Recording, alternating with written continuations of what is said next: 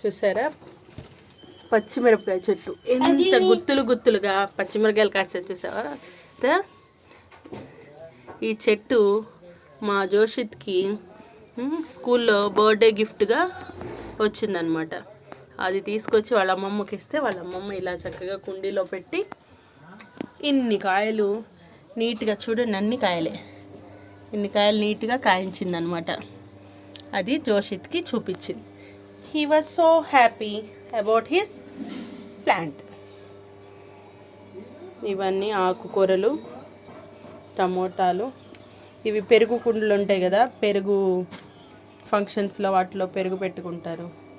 ఆ కుండుల్లో ఇలా ఆకుకూర మొక్కలు పెట్టాము. ఇటన్నీ వంకాయలు ఇప్పుడే వస్తున్నాయి. ఇక్కడ ఉంది చూడండి